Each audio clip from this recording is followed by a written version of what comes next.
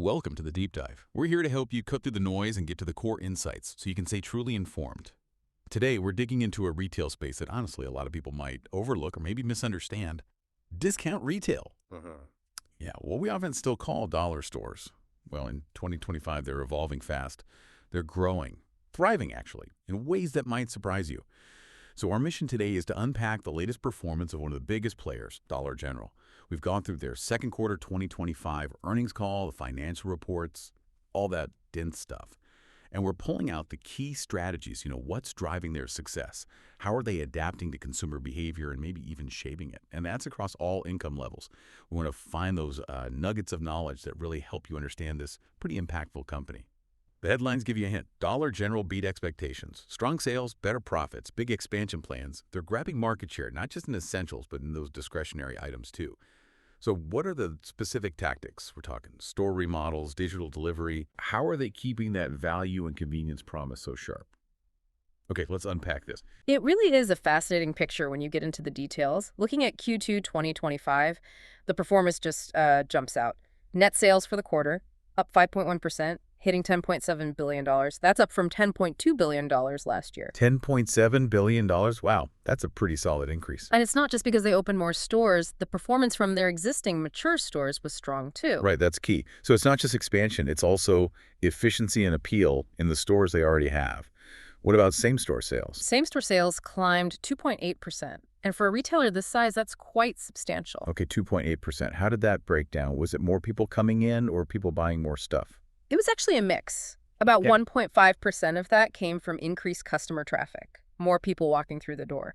And the other 1.2%, that was from a bigger average basket size. So more people and they're buying more each visit. Interesting. That could suggest maybe more confidence or just that Dollar General is really hitting the mark on what people need right now. Exactly. And that flows through to the bottom line. Earnings per share, the EPS, that rose 9.4% to $1.86. $1.86. Yeah, and as the CEO Todd Vasos pointed out, that was significantly better than what they had internally expected. Okay. Operating profit also saw a nice bump, up 8.3% to about $595 million. That's 5.6% as a percentage of sales. These aren't small moves. No, definitely not. Robust indicators, like you said, and cash flow. Year-to-date cash flow from operations, also looking good, increased 9.8% up to $1.8 billion. So they're clearly feeling pretty good about things. Good enough to raise their guidance for the whole year? They are. They've bumped up their expectations for fiscal 25. They're now projecting stronger at sales growth, better same-store sales, and higher diluted EPS than they first thought. That's a strong signal of momentum, definitely. It absolutely is. And, a really big piece of this improved financial picture, especially on the gross profit side, comes down to how well they're managing things internally. Gross profit as a percentage of sales, it increased by 137 basis points. It's now 31.3%. 137 basis points. Okay, so that's almost a 1.4% improvement in margin for every dollar they sell. That's pretty significant for retail. It's huge at their scale. And get this, 108 of those basis points, so the vast majority of that improvement, came directly from lower shrink. Lower shrink. Okay, now that's a term we hear a lot in retail. It's basically inventory loss, right? Theft, damage, errors. Exactly. It's a constant battle for retailers. So reducing it by that much, that's a massive win. How did they do it? Because lots of retailers are struggling with shrink right now. Is this sustainable? Yeah, that's a great question.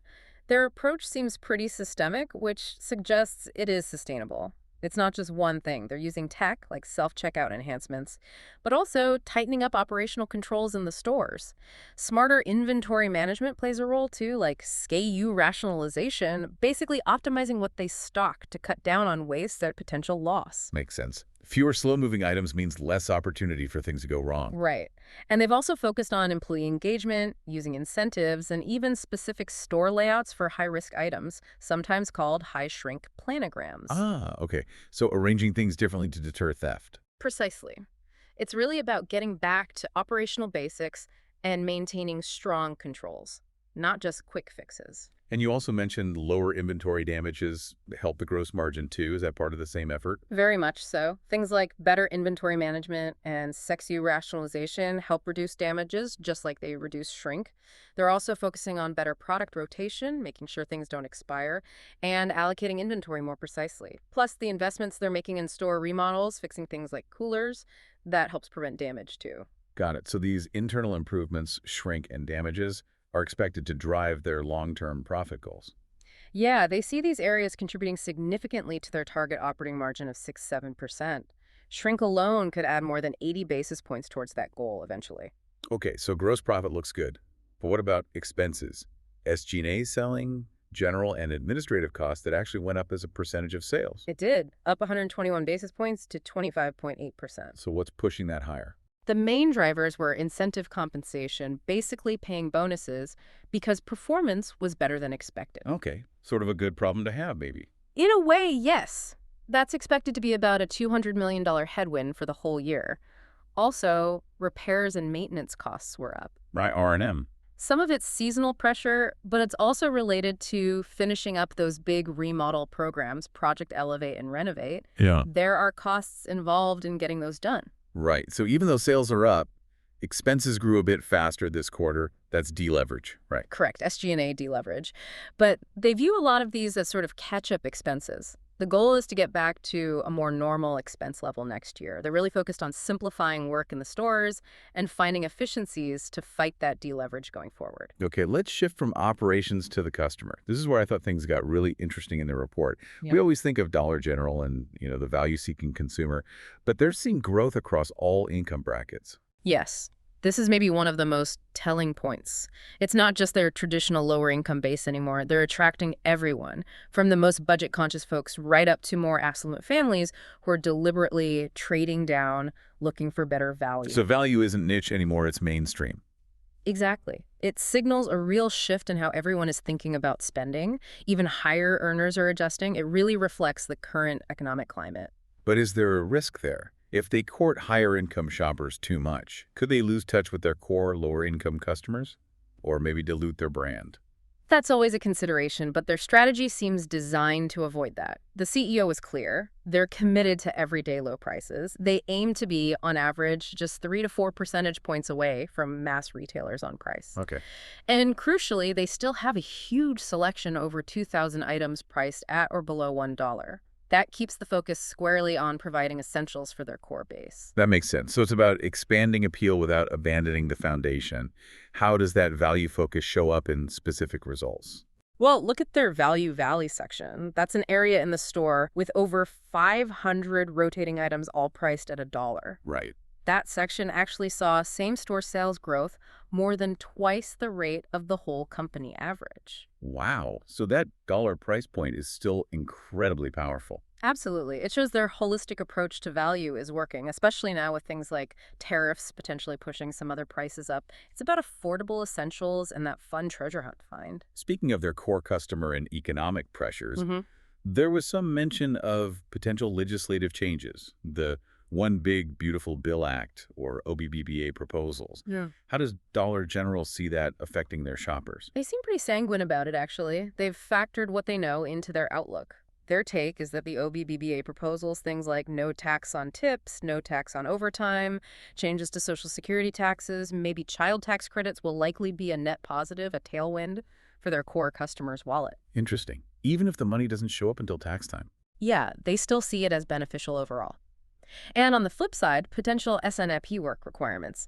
They don't expect that to have a major negative impact on their SNAP customers based on what they've seen happen in the past. Okay, so it's not just about attracting customers, but also where they put their stores and how they update them. They've got some big real estate plans for 2025. Oh, absolutely. Huge plans. We're talking 4,885 real estate projects this year. 4,885. That's massive. What does that include? Well, about 575 brand new stores in the U.S. and maybe up to 15 new ones in Mexico. But importantly, a huge chunk of that is investing in the stores they already have. The remodels. Exactly. 2,000 Project Renovate remodels, plus another 2,250 Project Elevate remodels. Yeah. And about 45 relocation. Okay, renovate versus elevate. What's the difference there? And are these remodels actually paying off? So Project Renovate is the more traditional, deeper remodel. Often brings in bigger changes like adding more coolers or even a fresh produce section. Project Elevate is a bit newer. It's more for mature stores that maybe don't need the full overhaul yet, but could use a refresh. So Elevate is like a lighter touch. Kind of. It still involves investing in the physical store, optimizing the merchandise layout, adjusting product adjacencies, refreshing categories, affects about 80% of the store footprint, they said. And the payoff. Are they seeing better sales in these updated stores? Definitely. The Renovate stores are expected to deliver a 6-8% comparable sales lift in their first year. That's pretty strong. And the Elevate stores are projected to provide a 3-5% lift. So clear return on investment there and likely happier customers too. Okay, significant results from physical upgrades. Yeah. But let's talk digital because, like I said earlier, I usually think Dollar General, I think physical stores, often rural, kind of traditional. Yeah. How are they playing the digital game? Ugh, this is where it gets really interesting, and it ties back to that idea of them shaping consumer behavior. They're using that huge physical footprint as a launch pad for some seriously aggressive digital stuff. Okay, like what? Well, their partnership with DoorDash now covers over 17,000 stores. And sales through DoorDash were up more than 60% year over year in Q2. 60%. Wow. And building on that, they launched their own same-day delivery service through their BG app and website. Their own service. Yep. It's already expanded to nearly 6,000 stores, and now they've accelerated the target they wanted in more than 16,000 stores by the end of the year. That's way up from the 10,000 they were aiming for before. 16,000 stores offering same-day delivery. And I saw something about Uber Eats, too. You did. That's a new partnership. Already in about 4,000 stores, and they're aiming for 14,000 stores by the end of Q3. So DoorDash, their own service, and Uber Eats, they're really blanketing the options. They are. And here's the kicker. For all these options, they're saying over 75% of orders get delivered in 1 hour or less. 1 hour, even in rural areas. That's the key. That speed, combined with their presence in areas where fast e-commerce delivery can be tough, that's a massive advantage. It's convenience redefined. Yeah, turning those thousands of stores into, like, mini hubs for super fast local delivery.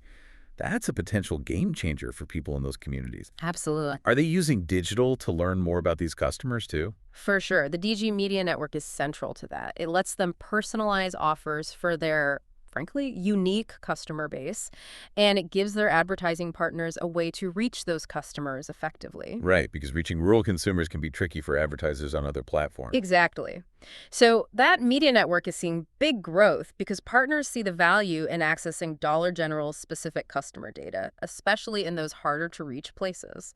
Okay, we've hit consumables, essentials. What about the other stuff, the non-consumables, the fun stuff? The treasure hunt. Exactly. You go in for milk, you come out with, I don't know, a quirky garden gnome you didn't know you needed. Yeah. Are they leaning into that? They absolutely are. And it's a crucial part of boosting their margins. For the second quarter in a row, they had positive same-store sales growth in all 3 non-consumable areas: seasonal, home products, and apparel. All 3. How much growth? Each category was up at least 2.5%. They mentioned strong brand partnerships resonating, that revamped treasure hunt feel, and even reallocating space within the home category. And what about Pop Shelf? That's their sort of trendier, slightly higher price point store format, right? Is that influencing the main Dollar General stores? Yes, significantly. Pop-shelf stores are showing strong sales growth themselves, but maybe more importantly, Dollar General is taking learnings from Pop-shelf and applying them to the non-consumable sections in the regular DG stores. Like what kind of learnings? Things like emphasizing categories that do well at Pop-shelf: toys, party supplies, candy, beauty items. It helps them refine that treasure hunt in the DJ stores. And you mentioned higher income shoppers earlier. Are they biting on these non-consumables too? It seems so. That trade-in behavior, where maybe slightly more affluent shoppers are coming in for value, they're also exploring these discretionary categories. Better in-store execution and supply chain improvements help here too. Okay, one last product area. Fresh food. That's always seemed like a tough nut to crack for dollar stores, especially rurally. What's Dollar General doing differently? They made some pretty big foundational investments a couple of years back. Between 2021 and early 2022, they actually set up their own fresh distribution network. Their own network, not relying on third parties. Right.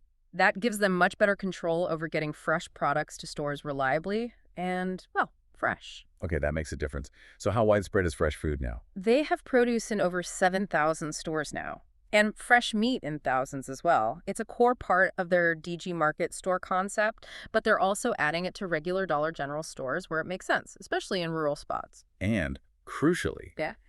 Can you get this stuff delivered? Yes. Those fresh items produce meat, dairy, frozen. They're available for online order, and that 1 hour or less delivery we talked about, even rurally. Wow. Fresh food delivered in an hour in rural America. That combination of speed, value, and access is genuinely powerful. It addresses a real need. It really does. So, wrapping things up, Dollar General's Q2 really shows a business firing on multiple cylinders, doesn't it? A clear focus on value, but also much better operational execution, smart investments in stores, and this really aggressive digital I think push. that sums it up well. And they're managing to appeal to a really broad customer base now, from the core value shopper right up to higher income folks trading in. It feels like they're truly evolving. You've got it. It's not just luck, it's a deliberate, multi-pronged strategy. You have the real estate move, renovate and elevate, giving those solid sales lifts. You have the digital explosion targeting 16,000 stores for DG delivery, 14,000 for Uber Eats by Q3, that 1 hour delivery promise.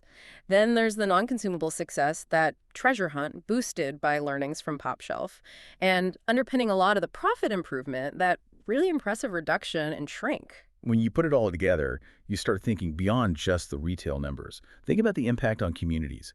A company delivering fresh food, same-day essentials into rural areas, often, frankly, ignored by others. How does that change things for people living there? It's about access, about choice. This raises an important question.